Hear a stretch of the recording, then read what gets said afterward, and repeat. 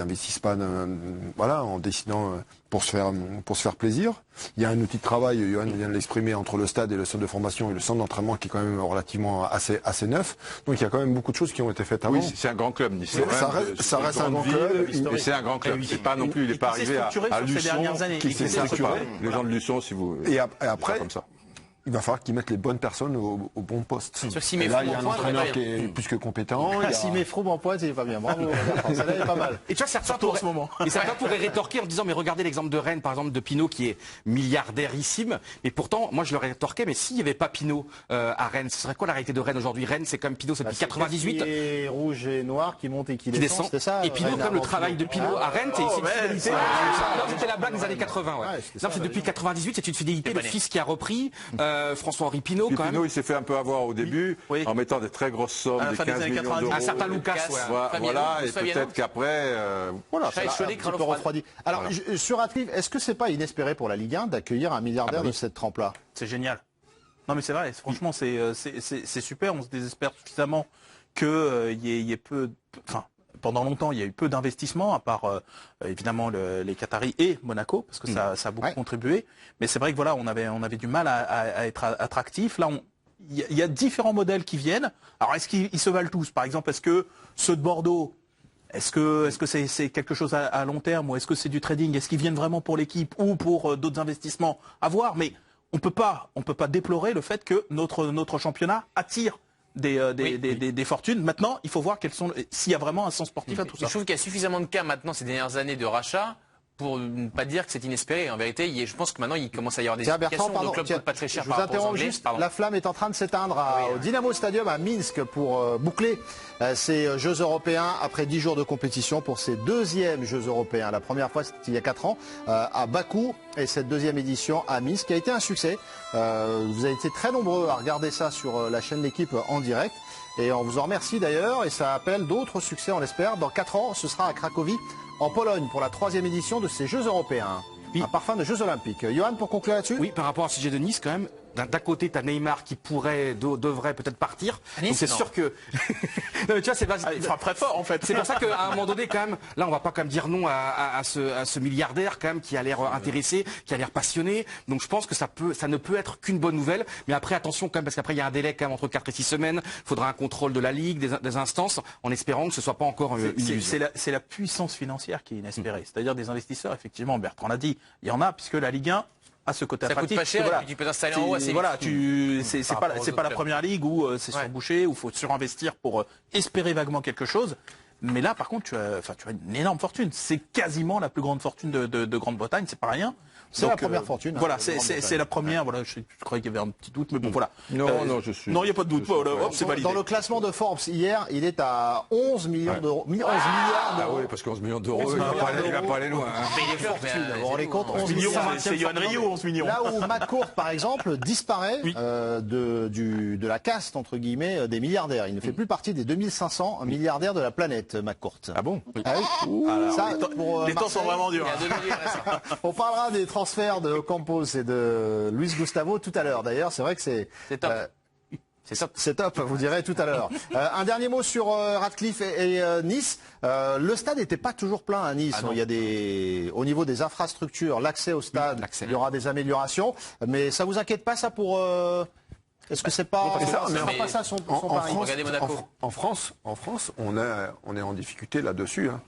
Sur le merchandising, sur les places, sur le développement de tout ça, on est un peu en difficulté, même en retard. Et moi, je trouve que tous ces nouveaux investisseurs, ils vont arriver avec des idées. Et ces idées vont faire en sorte que ça va remplir peut-être les stades. Il y a largement le potentiel à Nice pour remplir le stade. Régis, moi, ce qui m'inquiète, c'est que même quand Nice a performé ces derniers mois, ces dernières années, c'était souvent, enfin pas vide, mais la jauge n'était pas suffisamment remplie. Il y a un vrai problème parce que à la limite, quand le club est 15e, bon, tu peux comprendre, les gens ne viennent que quand ça gagne. Mais à Nice, il y a eu des périodes où ça marchait bien, et c'était pas toujours plein. C'est dingue. Parce que Radcliffe, il a beau être milliardaire, il y a un moment donné, si les mecs ils mettent 1h30 pour aller au stade, il va pas fréter des hélicos. S'il y a deux, trois gros joueurs, tu crois que les gens ils vont pas venir là? Là, il y avait une équipe très jeune, même si ça jouait bien. Regarde que Balotelli, quand il est venu à Nice, à un moment, ça a basculé du bon côté au niveau du public. Pourquoi il ferait pas la même chose là? Et on précise que le tramway, c'est fin 2019 pour l'accès au stade, qui sera grandement amélioré. Peut-être qu'il pourra investir pour accélérer. Un dernier mot là-dessus pour l'organigramme. C'est demain.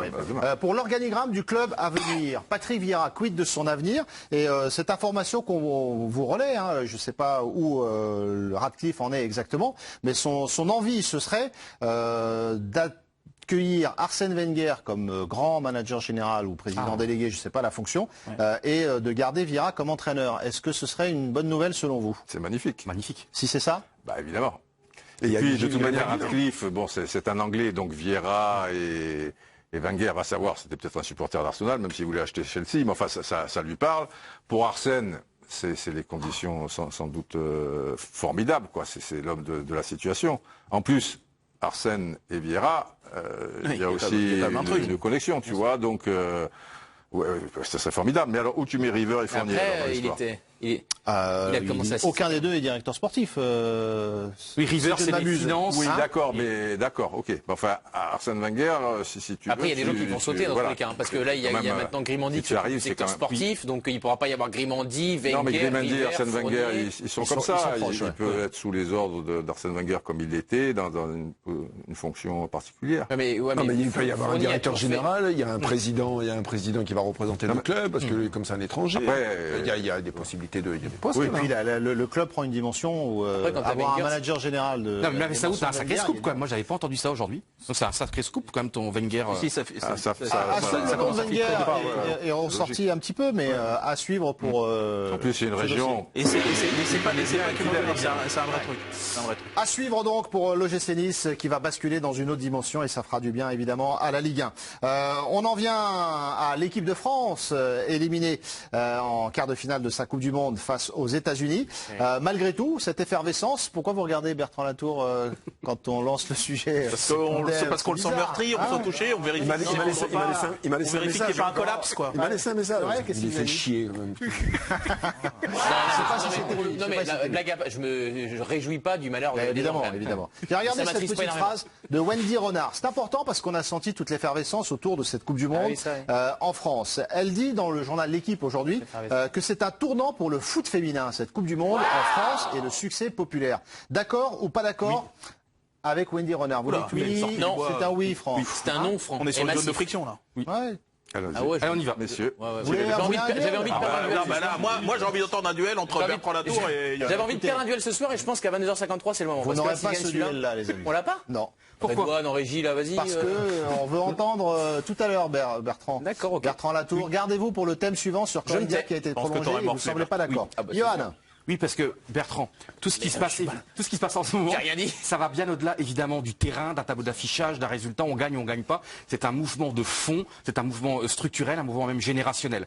Et ça va même, ça a démarré bien depuis quelques mois déjà en Liga, par exemple, en Espagne, en première division féminine. Il y a eu un match au Wanda Metropolitano entre l'Atlético Madrid et Barcelone devant 60 000 personnes. Pour la première fois, la Juventus féminine a joué à l'Alliance Juventus devant 40 000 personnes. C'est-à-dire que c'est un mouvement de fond. On voit bien en Ligue des Champions féminine, tu as vu les demi-finales, c'était OL, Chelsea, Bayern Munich, Barça. Il y a le Real Madrid qui va lancer sa structure aussi féminine. C'est-à-dire que ça y est, tout le monde s'y met, parce que les clubs ont compris qu'il se passe un truc, que l'on aime ou pas le jeu, que l'on soit déçu par le jeu ou pas, il y a une vraie prise de conscience. C'est comme ça, c'est inéluctable, c'est le truc de l'histoire. Et là, tu as bien vu quand même, il y a des matchs qui devaient être sur TMC finalement qui passent sur TF1, des audiences extraordinaires. C'est pas seulement, et les audiences, il y a quand même eu 6 matchs de l'équipe de France, c'est-à-dire que pas une seule fois ça a baissé. Il y a même des femmes qui commentent Candice Roland sur RTL. Delannoy qui a commenté également sur TF1. Ce sont des premières fois et ce mouvement-là, évidemment, c'est magnifique et ça va continuer. Conjoncturel, juste, alors Régis, et puis on vous entend dans la foulée. Régis. Moi, je pense qu'il faut toujours faire très attention sur des événements très importants comme la Coupe du Monde féminin. Où, alors effectivement, il s'est passé beaucoup de choses, les images, l'organisation, tout a été pratiquement parfait. Les stades, l'ambiance, et ci et là. Mais c'est bien beau. La France est un pays où on sait se mobiliser pour des événements. Souvenez-vous, il y a eu une Coupe du Monde rugby femmes, il y a eu 4 millions, un truc comme ça. Donc la France avait été capable de regarder ça sur quelque chose qui nous intéressait pratiquement jamais. Moi, je ne savais même pas que ça allait. Oui. Et c'était Rugby colossal. féminin, 4 Rugby millions. et féminin. Un score fabuleux. Ouais. Après la Coupe du Monde, qu'est-ce qui va s'y passer? Il va y avoir un laps de temps. Quels sont les moyens qu'on va pouvoir mettre en place pour continuer, soi-disant, cette image? S'il s'y passe rien, dans 6 mois, on n'en parle plus. Hein. Mais 2 mois. Ou bon, 2 mois. Et non, parce que les clubs, justement, vont être obligés, parce que régissent la concurrence en Angleterre, en Espagne. Je me pose la question. Mais Johan, Je m'interroge de ça, moi. Oui. Alors Bertrand. L'argent, il tombe pas du ciel. Moi, j'ai eu une interview de Laurent Nicolin dans l'équipe pendant le mondial qui était très intéressante là-dessus. Effectivement, mais moi, je distingue en fait les moyens que peuvent éventuellement mettre les clubs pour qu'il y ait un spectacle de plus grande qualité. Je me rends bien compte qu'effectivement, à l'étranger, les clubs se développent, etc. Et sans doute que le jeu deviendra plus intéressant. Mais ça, c'est à moyen ou à très long terme. Là, la Coupe du Monde a été un événement sur lequel, effectivement, il y a eu beaucoup de battage médiatique, etc., qui ça a entraîné, je pense, aussi le public. Mais est-ce que les succès de l'équipe de France de handball masculin... La comparaison, c'est celle-là. Mais bien sûr. Mais c'est ça, c'est-à-dire que tout le monde connaissait les frères Karabatic, Thierry Omeyer, Dinard, les frères Gilles qui vous voulez, étaient contents tous les 2 ans, Euro, Jeux Olympiques, Championnat du Monde, de les retrouver. Et peut-être que ce sera le cas avec cette équipe de France-là, qui a d'ailleurs déjà fait des grosses audiences, enfin, la Coupe du Monde de 2015, etc. Il y a déjà eu des choses. Mais en revanche, moi je ne pense pas qu'au mois de novembre, pour voir... je sais pas, le Paris FC, le handball marche comme ça en France, c'est quand même un sport qui est très apprécié par les jeunes. C'est-à-dire que quand même, on peut pas comparer toujours, on peut pas dire comme il y a le foot. Ils n'arrivent même pas à mettre 20 000 personnes dans leur stade et tu penses que le foot féminin, qu'est-ce qu'il va y avoir? Alors, est-ce que la vraie attente, la vraie valeur de l'impact, c'est sur le nombre de licenciés? Est-ce que c'est pas là qu'il faudra aller mesurer, Didier, l'impact? C'est vrai que pour la D1, ce sera compliqué, mais pour les licenciés, c'est ça qu'il faudra regarder. Ça va en faire partie. C'est sûr qu'il va y avoir un boom des licenciés, parce qu'il y a des tas de filles qui aiment le foot ou qui découvrent ça parce que leurs copines y vivent, machin. Et autrefois, c'était compliqué parce qu'une fille qui aimait le foot, il fallait qu'elle fasse, je sais pas, 50 km pour avoir une chance de trouver une structure qui l'accueille. Ou alors qu'elle joue avec les garçons au début. Oui, mais ça allait jusqu'à un certain âge. C'est de plus en plus structuré. Les deux, que ce soit Johan ou Bertrand, ont des bons arguments, je trouve. Je pense qu'on ne peut pas répondre tout de suite à cette question. Qu'il va falloir un peu de temps et tout va se jouer sur, il y a une vague. Est-ce que la fédération et les gens responsables donc de tout ça sont capables de surfer dessus, ou il va y avoir un requin qui va arriver, et le surfeur, tu vois, il va se faire bouffer? Parce qu'il y a un potentiel aussi économique à aller chercher. Avec, tu sais, les produits de beauté, enfin tout ce qui... Ça t'a pas échappé qu'il y en a une qui joue avec du rouge à lèvres, Martha, et d'autres. Enfin, je veux dire, il y a des tas de sponsors potentiels qui sont pas trop du côté des hommes, parce que c'est très esthétique d'une part, ou qui en ont un peu marre de l'image du football des hommes. Tu vois, là, il y a un côté sympathie, tu vois, c'était festif, c'est familial, etc., etc. Je te signale que Nike, la plus grosse vente en maillot de Nike, c'est pas... Manchester United, ils sont encore Nike ou ils sont Adidas? Enfin, je veux dire, c'est pas le maillot de l'équipe de cette saison, c'est pas le maillot de l'équipe de France, et c'est pas un des 4-5 clubs incontournables de Nike, c'est le maillot des États-Unis. Alors tu me diras, les États-Unis, c'est un grand continent, là-bas c'est assez populaire. Mais ça veut dire quelque chose aussi quand même, si tu veux. Et donc, demain, si les gros sponsors... Aux États-Unis, c'est vrai que le mouvement est ancien. Non, bien sûr. Oui, mais quand même, c'est le maillot qui a été le plus vendu, tu pourrais dire. Dans un premier temps, moi, je partageais plutôt l'opinion de Bertrand, c'est-à-dire qu'effectivement, pour moi... T'as changé, ça y est. Non, mais je vais t'expliquer. Il y a un événement, et effectivement, j'ai l'impression que sorti de l'événement télévisuel, où effectivement les audiences elles sont quand même très au-dessus de ce qu'on imaginait, mais qu'au-delà, finalement, ça bruissait pas. Et puis, on a découvert qu'en fait, dans les autres pays aussi, les audiences cartonnent. Et là, pour le coup, le mondial n'est pas dans leur pays. Il y a certainement pas eu, par exemple, en Italie ou en Espagne, le même battage médiatique qu'il y a pu y avoir en France autour de l'équipe de France. Et il y a des audiences fantastiques. Et il y a des audiences fantastiques. 6 millions en Italie. Ça veut dire, et c'est pour ça que je rejoins un peu Johan. Et franchement, tu m'aurais posé la question il y a 3 semaines. Honnêtement, j'étais vraiment pas sur cette ligne-là. Mais je pense qu'aussi, ça correspond peut-être aussi à une époque. Et quand même, l'époque, elle est quand même à ça. C'est peut-être un peu le sens de l'histoire. Voilà. Il y a aussi quand même la qualité. Dernier mot là-dessus, Bertrand. Mais ça, je suis complètement d'accord avec toi. Et pour le moment, j'entends les tribunes pleines, etc. Mais sur des billets qui valent combien? Parce qu'un modèle économique, il y a aussi besoin de rentrer d'argent. Le jour où tous les billets, le billet minimum, il sera à 20 ou à 25 €, combien de gens vont aller voir ça? Oui, Parce que moi, sur les matchs que j'ai vus, franchement, Manchester United a également monté une section féminine et a dépensé plus de 5 millions déjà en même pas un an. C'est très bien. C'est-à-dire qu'en fait, tous les grands clubs vont y arriver. C'est normal. Et le Manchester United féminin jouera à Old Trafford. Il y aura des grands matchs européens à Old Trafford. C'est le sens de l'histoire. C'est le sens de l'histoire et on surveillera avec attention les licenciés à la rentrée Surtout pour Bertrand. transformer les c'est une évidence. Et j'espère qu'il y aura plus de licenciés. 23h si vous nous rejoignez seulement maintenant. Oui. L'équipe du soir pour débriefer toute l'actu de ce week-end, l'actu foot avec Neymar, ça faisait longtemps, le feuilleton Neymar, qui se poursuit. D'abord, évidemment, la presse en Espagne continue à en faire des tonnes et des tonnes. Mundo Deportivo, confidentiel pour le Mundo Deportivo, qui en gros croit savoir que Neymar met la pression pour aller à Barcelone. Chez Sport, on accélère du côté du Barça pour convaincre le PSG de laisser partir Neymar. Nos confrères de Téléfoot ce matin rapportaient que Neymar justement veut absolument quitter le Paris Saint-Germain. Je reprends juste ma respiration. On n'a pas le droit ici. En régie. Ça pour organiser des duels, il n'est pas là. Mais alors pour mettre la chevrette, Il faut le citer à Redouane Benour, comme Monsieur Redouane, mon binôme, mon fidèle. C'est pour ça que je lui en veux pas. Avant l'émission, visiblement. Avant l'émission, exactement. Non.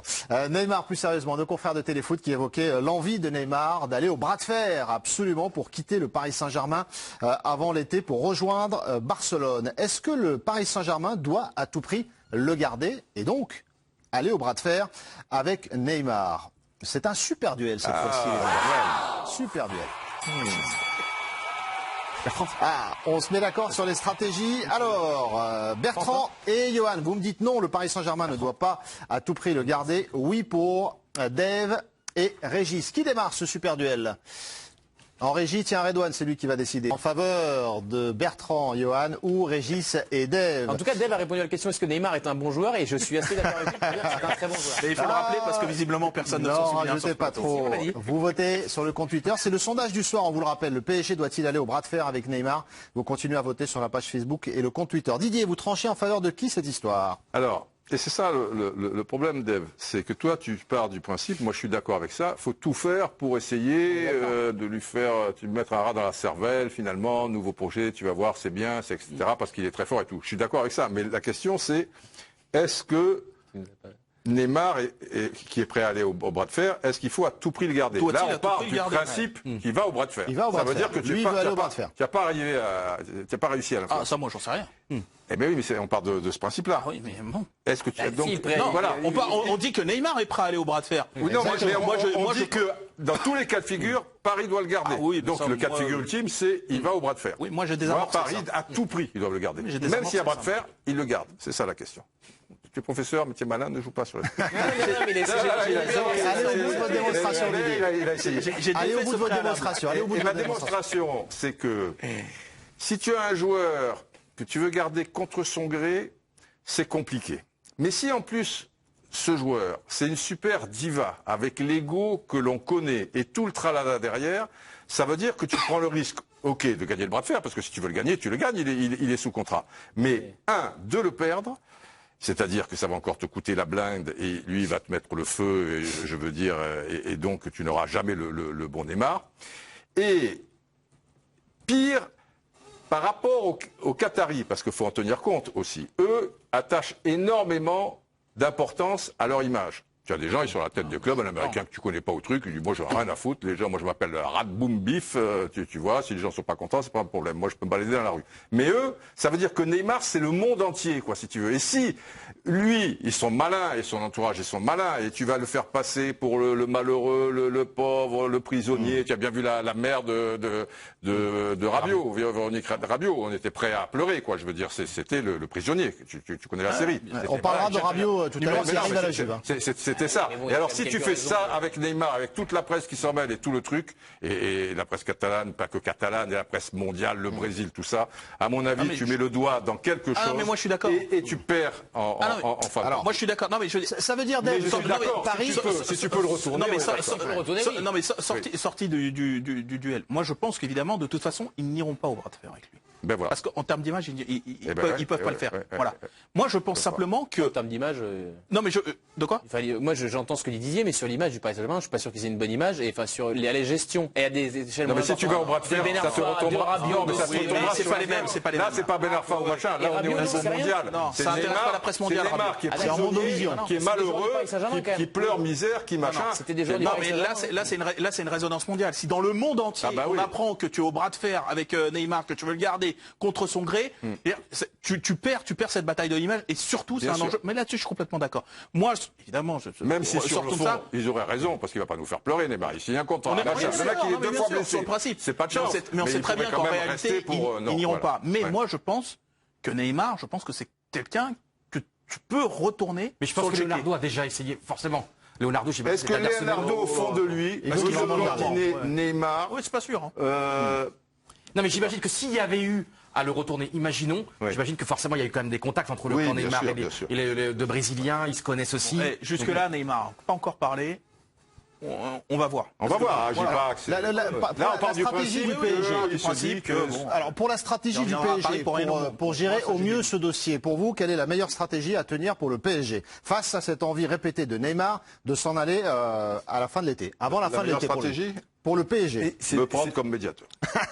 Mais le problème, c'est avec 10% au passage. Ah bah oui. On ne sait pas ce que Neymar reproche au PSG. C'est ça le truc. On ne sait pas ce que Neymar reproche au Paris Saint-Germain ou pour quelle raison il a envie de partir. Saudage. Mais hormis ça, franchement, moi je pense que le PSG a tous les atouts pour le convaincre. Tu peux jouer sur le fait que tu vas l'aider dans ses démêlés judiciaires, etc., et que tu vas pas l'abandonner, que c'est le joueur les autres le font aussi, et qui doit le les autres le font aussi. Oui, mais pour le moment, ceux qui filent 40 bars à Neymar, c'est le Paris Saint-Germain. Ils disent aussi, ils s'occuperont des démêlés. Alors, affaire suivante, vas-y. Tu peux aussi jouer sur le fait que c'est un champion, qu'il a une fierté, que pour des raisons, et il n'en est pas responsable de tout, bon, c'est un peu un four quand même sur les 2 premières années, qu'il se doit une revanche à lui et à son employeur au niveau de la Ligue des Champions, et tu peux peut-être aller. C'est un côté bisounours, mais tu peux. Non, mais en disant, mais t'es un champion, bah vas-y, mais là tu vas nous emmener. Aussi, pendant 2 ans, il a constaté peut-être c'est quoi le Paris Saint-Germain. Tous les jours. Mais dans ces cas-là, il fallait pas qu'il vienne au bout d'un moment. Moi, je veux bien. Il fallait pas l'inviter. Mais quand il est arrivé à la presse espagnole d'ailleurs relaie. Il passe du Barça au Paris Saint-Germain. Je ne sais pas. J'imagine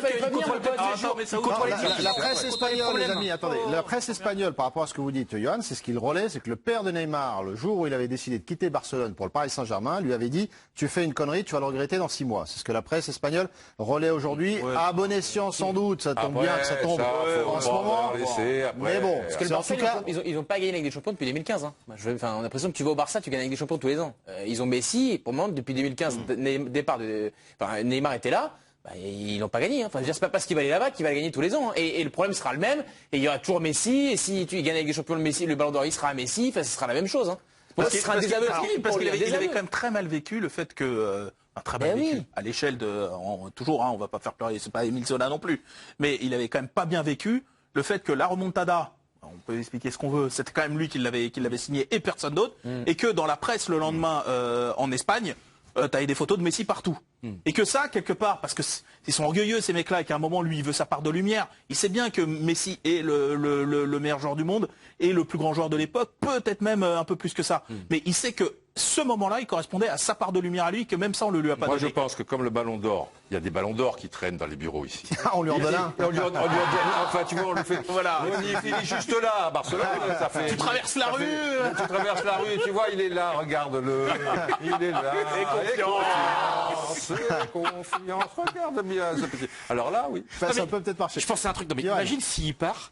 Paris a quand même en une saison comme la réputation, tu imagines, de Buffon qui est arrivé, il avait une réputation immaculée en un an, c'est incroyable ce qu'il a vécu. Neymar, c'est comme des échecs quand même absolus. Moi je trouve quand même que le Paris Saint-Germain, il y a quand même des problèmes quoi. C'est pas la faute du PSG si Buffon il fait sa blague. Non, mais Buffon il y a des manières aussi Buffon il y a des manières aussi de l'accompagner, il y a des manières, il n'est pas cramé Buffon. Ce que je veux te dire c'est que Paris arrivait à transformer en crapaud des joueurs quand même incroyables quoi. Le risque Messaoud, c'est que là, aujourd'hui, à l'heure qu'il est, Paris, donc depuis 2 ans, possède les 2 joueurs les plus convoités de la planète. On peut dire ce qu'on veut, c'est ça. Ils ont Neymar et Mbappé. Qui ne veut pas prolonger, paraît-il. Exactement. Aïe, aïe, aïe, ça veut dire que si tu lâches Neymar là, dans 1 an, maximum, je pense qu'il est très hautement probable que tu lâches Mbappé. Eh oui, c'est-à-dire qu'en un an, oui. tu vas perdre les 2 plus beaux joyaux de la planète foot. Après, t'as eu les deux et t'as pas fait grand-chose non plus. Hein. Ouais, mais franchement, dont un que t'as pas eu dans les moments où il fallait. Ça, on est d'accord. Mais quand il a joué, il a toujours été excellent, à mon sens. Mais il y a aussi des exemples d'équipes qui ont eu des périodes sur lesquelles elles ont été dominantes et qui parfois se sont un peu dépoilées et ont finalement eu les meilleurs résultats quand certains de leurs meilleurs joueurs sont partis. Non, je pense au Chelsea qui gagne la Ligue des Champions, c'est pas la meilleure équipe de Chelsea, oui, même l'époque de Marseille. 5 meilleurs joueurs, on est et des d'accord joueurs là-dessus. jeunes, Non, mais relativement jeunes. Enfin, c'est un peu facile, mais si tu reprends l'exemple de Liverpool, il y a 2 ans, la star de Liverpool, c'est Coutinho, il est à Barcelone, il fait rien, depuis Salah, machin, l'ascension, il a gagné la Ligue des Champions. Coutinho à Neymar. Non, je dis pas ça, je dis simplement que ce que tu vas peut-être perdre avec Neymar, et encore une fois, c'est pas moi, j'aimerais pas du tout pour le PSG, tu vas peut-être le gagner sur des vertus que tu n'as pas vraiment aussi. Mais au-delà du sportif, il y a l'image. Il y a l'image. Et si en un an tu laisses filer Neymar puis Mbappé, la Tour Eiffel, le président Nasser Al-Khelaifi a dit que pour Mbappé, ce serait impossible de voir Mbappé partir du Paris Saint-Germain. D'un point de vue négo, ce qu'on peut vous dire, c'est que le président du FC Barcelone s'est entretenu au téléphone avec Nasser El-Khelaifi il y a quelques jours. Le président parisien qui a été très ferme en les renvoyant très fermement à leurs chères études. Le super agent Pini Zahavi qui travaille sur le dossier pour essayer de trouver une solution et pour que tout le monde arrive à une solution qui arrange tout le monde. Voilà. Avec un départ de Neymar. Voilà. Pour des miracles. Est-ce que une somme d'argent plus des joueurs, c'est la meilleure stratégie aujourd'hui à tenir pour le Paris Saint-Germain? On évoque ça régulièrement. Ça fait partie de stratégies. Ça fait partie de stratégies, mais j'écoutais Johan et que je les ai laissés parler. Ils ont dit tout et leur contraire. Tout à l'heure, ils ont déclaré non, et puis vous étiez en train d'argumenter que ce serait sûrement bien que Neymar reste au Paris. Si, Bertrand. Moi, je vous ai bien écouté ce que vous avez dit. Il y a parfois des nuances que tu saisis mal, visiblement. C'est l'expert. Je dois comprendre à l'expert, d'accord. Paris ne peut pas rentrer en guerre ou en bras de fer avec Neymar. Ils n'en seront pas gagnants. Encore une fois, eux, ils sont en position de force là-dedans. Alors j'écoute très bien, et vous avez entièrement raison, il y a l'image. On sait très bien, Didier, que le sportif peut prendre le dessus sur l'image à partir du moment où le joueur va être performant. Ah oui. Là, l'image, on peut vite la retourner. Dave a dit un mot tout à fait juste. Ces joueurs sont un orgueil tellement haut placé qu'à un moment, s'ils se rendent compte qu'il ne va pas jouer parce qu'il va rentrer en guerre avec Paris, lui, son but, c'est de jouer, de gagner les trophées.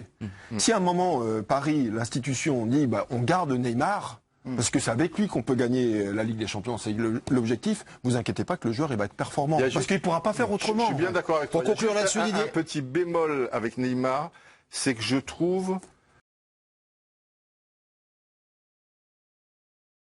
qu'il a un côté fragile, Neymar. Tu vois ce que je veux dire? Contrairement à certains grands joueurs. Non, pas physiquement. Moralement. Moralement, je trouve. Il y a eu la Coupe du Monde, il y a eu. Mais je trouve qu'il a un côté fragile où tu le perds vite, il s'égare vite, si tu veux, et donc si tu. Il s'égare la nuit parfois. Je veux dire, il y a des joueurs qui après voient leur intérêt, si tu veux, ils leur disent ouais, bon allez, maintenant, de toute manière, j'ai pas le choix, je vais mettre le paquet, je vais truc, etc. et tout. Et lui, je ne dirais pas qu'il fasse une dépression, mais je sens qu'il, tu vois, je sais pas s'il retrouvait la force. Tu sais, si tu l'avais à 100% ou quoi, un gars comme Suarez.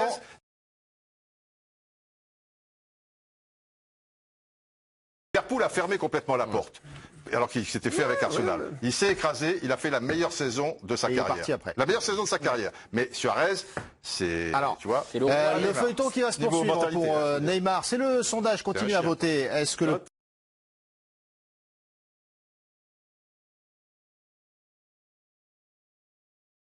doit aller au bras de fer avec Neymar, la page Facebook, le compte Twitter. Le résultat à la fin de cette émission, bien sûr. Le résultat du super duel dans quelques instants. Le temps de voir les images de la finale du championnat d'Europe Espoir avec l'Espagne qui est championne d'Europe 2 ans après la finale perdue face à l'Allemagne, la revanche. La Roja qui s'est imposée. Une très belle équipe. La frappe magnifique de Fabian Ruiz, vous l'avez vu, 1-0 dès la 6e. Quand on voit cette équipe jouer, on est d'autant plus malheureux de voir notre équipe de France. Honnêtement. C'était Buffon en plus jeune pourtant. Bah oui, ça arrive. 2-0, Dani Olmo qui en avait profité et Amri contré par Vallejo. 5e sacre dans cet Euro Espoir pour l'Espagne, le premier depuis 2013. Le résultat du super duel. Oh là là, le triomphe. Neymar en ce moment. Oh là là là là, Johan Bertrand, Pas une des plus grandes 79-21. victoires de l'histoire. Je pense que c'est la plus grande raclée de l'histoire non. des Super League. Alors, il y a eu des 81%. Super duel. Visiblement, les téléspectateurs ont mieux compris le débat que les bois. Puis les arguments, c'est important. hein. C'est important les arguments. Bah oui, c'est important. Ah oui, il y a ça. Allez, continue. Alors qu'en ce moment, tu dis juste Neymar, t'as perdu. Quoi. Franchement, mais ça vous... Oui, ça, je pense. Franchement, mais ça, je m'en Alors, fous de gagner, Bertrand. mais là, pas aujourd'hui. Je suis très c'est fier bon, aujourd'hui. c'est bon. Bertrand, gardez de l'énergie, vous avez 1 minute pour convaincre Bianco qui vous attend sur un débordé. autre thème. Ça concerne l'équipe de France. Corinne Diacre qui a donc été maintenue au poste de sélectionneur des Bleus par Noël Le Graët au lendemain de l'élimination en quart de finale face aux États-Unis. Elle reste à son poste. Possible, ce sont les propos du président de la 3F. C'est une femme d'expérience avec du caractère. J'ai une confiance absolue en elle. C'est la femme de la situation pour continuer à faire progresser l'équipe. Alors, Corinne Diacre maintenue à son poste. Est-ce que c'est une bonne décision? La question était très simple. Tout le monde dit oui, sauf Bertrand Latour qui dit non. C'est donc pour ça que vous avez 1 minute pour convaincre le changement de lumière. Voilà, on y est. Elle est souriante en tout cas. Et Tu vois, on ne alors- pourra pas dire qu'elle fait la gueule, regarde. Voilà. L'attaquer sur autre chose. Bertrand, 1 minute pour nous convaincre. Pour vous, ce n'est pas une bonne décision. Mais non, cette Coupe du Monde était un échec pour Corinne Diacre. Quel était l'objectif, non pas fixé par les journalistes, mais par le président de la fédération? C'était de disputer une finale. On en est très loin de la finale, puisque la France s'est fait éliminer en quart de finale. Ça, c'est des critères objectifs. Il y a également le critère du jeu, de l'émotion. Sur 10 périodes de 45 minutes disputées par la France, moi j'en vois 2 de bonnes. La première contre le Nigeria, la deuxième contre les États-Unis. Ils ont bien fait le début, bien fait la fin, mais tout le reste, on s'est ennuyé. 4 buts marqués seulement dans le jeu en 5 matchs. Le chat est maigre, je trouve. La liste, rétrospectivement, il y avait eu des interrogations, elles sont maintenues. Le secteur offensif a été le point faible de cette équipe.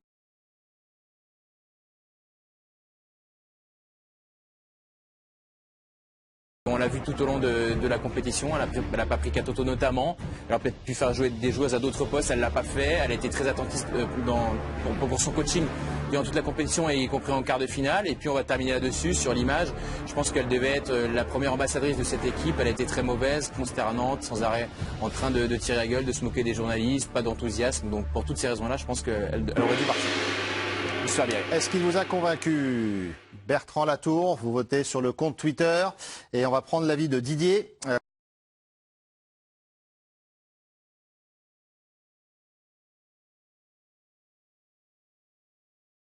Bertrand, À l'américaine? Ah oui, non. à l'américaine, oui. À l'américaine. Et c'est vous qui donnerez votre avis en dernier. Hein En dernier, alors. Voilà. Est-ce qu'il vous a convaincu, Bertrand Latour, Dave? En partie. En partie. Ah, il a retourné Dave en partie, Johan. Pas du tout, parce que Bertie, juste un truc, Bertie, il oublie un truc, c'est que dans le sport, on a le droit de perdre, hein, ça, on peut perdre. Vous l'appelez Bertie? Oui, je l'appelle Bertrand, D'accord. Bertie, on se Ah, connaît bien. très bien. On Faut pas peut dire ça, perdre en hein. quart de finale de la Vous Coupe du Monde. développez L'Allemagne dans un a été instant. éliminée hier aussi, je crois, et c'est pas non plus un Faut pas dire ça, moi Johan. aussi. Moi je suis le premier à être là-dedans. Eh oui, vous développerez dans un instant. Régis, si vous a retourné ou pas? Je ne vais pas dire qu'il surfe sur Neymar, mais je vais reconnaître qu'il a été bon. Ah, il a été bon. Et Didier, tiens. Non. Non, il vous a pas convaincu. Ah bah c'est vous qui allez prendre la main alors Didier. Pourquoi est-ce qu'il nous a pas convaincu, Bertrand? Alors déjà, je trouve que c'était une faute de communication de